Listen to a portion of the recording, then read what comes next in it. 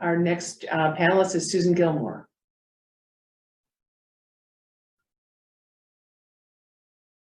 Well, thank you for having me. I am coming to you from Northern California, where there is an atmospheric river raging outside my door, and we do have power right now. So I'm thrilled to be able to participate in today's panel. And I want to thank you for the opportunity to share North Bay Children's Center's climate-related experiences and strategies that we've put in place to help build resilience and ensure optimal child development. So as a leader in early care and education, our mission is to ensure that all children, particularly our most vulnerable, have access to those high-quality early learning experiences that lay the foundation for lifelong success. So for over 30 years, we've provided full-day, year-round childcare for more than 650 infants, toddlers, and preschoolers at 13 locations between 2 counties in Northern California. Most of the families we serve are extremely low income and qualify for subsidized childcare. All 13 of our locations are in climate vulnerable communities, 9 of which were in evacuation areas during the wildfires for 3 straight years. We've experienced multiple business interruptions caused by climate-linked occurrences that include wildfires, dangerous air quality conditions, and PG&E power shutoffs. And during their first 5 years, children have repeatedly experienced the world as dangerous and unpredictable. We've seen firsthand the physical and emotional impact that environmental factors have on young children. And we've learned that during events like these, access to safe, nurturing, predictable classroom environments have never been more important.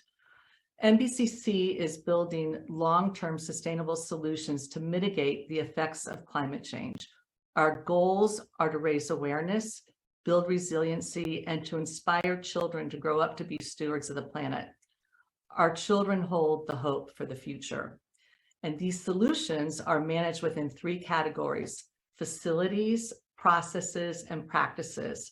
So under facilities, we just started construction of a 19,000 square foot building that once complete will double our capacity at our main campus and represent best practices in child development and environmental stewardship. In California, all new construction incorporates green building standards into building codes, and NBCC's project will exceed those standards. After our wildfire and pandemic experiences, we've added additional infrastructure elements to construction plans to reduce business interruptions and ensure healthy environments for young children. So our building interior will include a HVAC system that will be individually controlled by each classroom to reduce indoor air mixing and high filtration capabilities similar to what hospital and medical office facilities are using. Our outdoor play areas and landscape plans are designed to support our Garden of Eden nature-based curriculum, manage drought-related challenges, and protect children and teachers from extreme heat. But all of those elements add significant cost to our construction budget. And we've also encountered regulatory challenges that do not align with sustainability. Under our processes, we've adopted strategies to minimize school closures and strengthen communications with parents and staff during fluid and sometimes very chaotic climate-related events. We've also adopted policies that reduce energy consumption and support sustainability. And during the wildfires, our childcare sites became the hub that linked parents, teachers, and children to the resources they needed to cope with trauma and personal tragedy. We've established systems to quickly connect our families and staff to financial and emotional support available in our service areas. When we had to close classrooms in evacuation areas, we recognized the need to keep children out of evacuation shelters and together with familiar teachers, classmates, and routines at alternate locations. Regulations that are critical during our normal day-to-day operations became an obstacle in achieving that goal. Under practices, we help build resilience through our Garden of Eden nature-based curriculum, which integrates nutrition education and climate awareness lessons into daily classroom activities. We've learned that school gardens are therapeutic healing places of refuge for children while fostering a deeper relationship between children and the earth. Healthy brain architecture relies on responsive caregivers and positive relationships that help children learn to handle stressful experiences.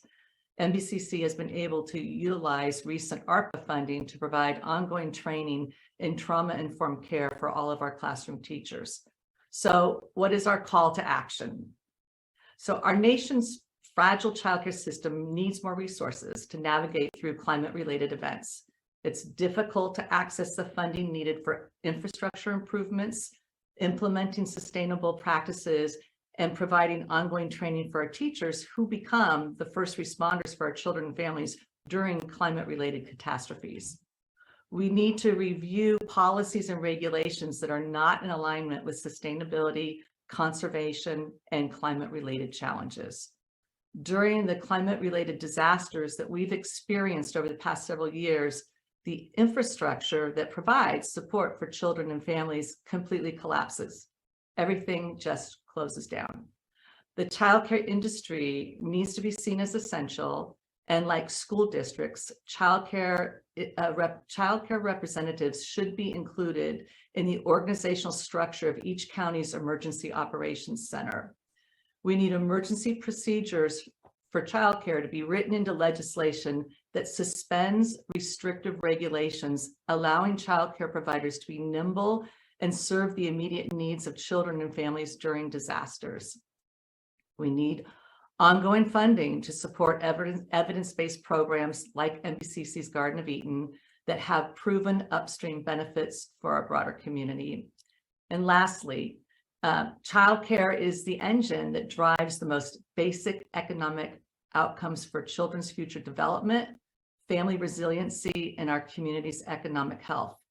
For our most vulnerable families, disruptions in childcare cause extreme family stress and most often translate into parents not being able to work or get paid, which has a ripple effect throughout the entire community. So that is it for me for now, and I thank you again for the invitation to participate today. Of Chair to ask a question of Susan. I wondered if you could, I was really taken by what you described in terms of the experiences of some of your centers during the wildfires in California and the extent to which they were really sort of serving as a connector for families. I wondered if you could talk a little bit more about that role and, you know, bring it to life for us, because I think one of the things we've been talking about as a task force over a number of these sessions has been the idea of community resilience and the role that early childhood plays in community resilience in social as well as physical resilience. Sure, thank you for asking that. So when this was, you know, this is all new to us as it began unfolding, and our school partners, our elementary school partners, and let me back up, many of our locations are on elementary school campuses. And when the fires started and there were smoke related issues, some were in evacuation areas, others were reacting to smoke, and they were closing those classrooms. And we realized how important it was, based on the comments I made, to keep those classrooms open, to provide those safe places for children.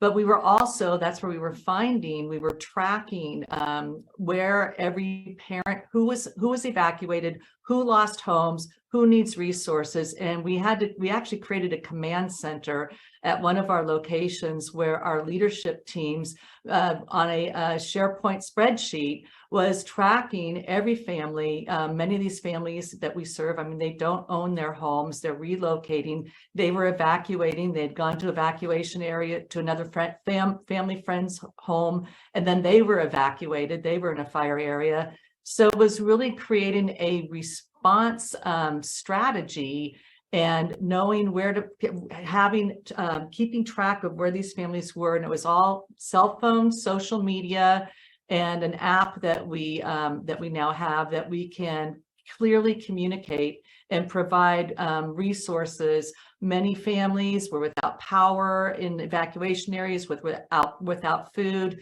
being able to link them to food banks, and our staff who were safe, but maybe in an evacuation area and not at the school site, were then deployed to be able to bring resources to families and keep, and again, keep each site supervisor was responsible on a spreadsheet, tracking where everybody was, what they needed, and how we could support that. And language is a barrier as well with when this is all happening. And, having those teachers who are familiar, who are bilingual, and who are connected to those resources in each community was really critical. And which is why we need to stay open. We need, that this is, and I called ourselves the first responders to the first responders. In fact, when we talked about regulations needing to change, we were asked to open a classroom for our firefighters' children that couldn't go to work because their childcare, their schools closed down, their childcare closed down.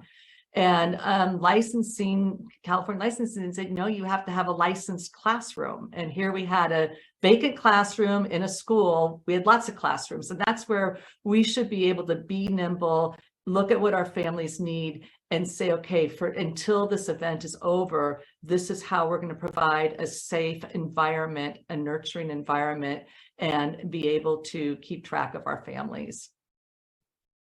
Thanks. There's a whole bunch of activities that you just described in that work that I'm not sure we have adequately considered when we talk about the importance of early childhood programs to a community, to community resilience. And I'm asking my task force members to help me think about how we articulate that, because I think it's a really critical part of going back to the intersection of resilience, climate resilience, and early childhood, and the well-being of communities. So really appreciate that.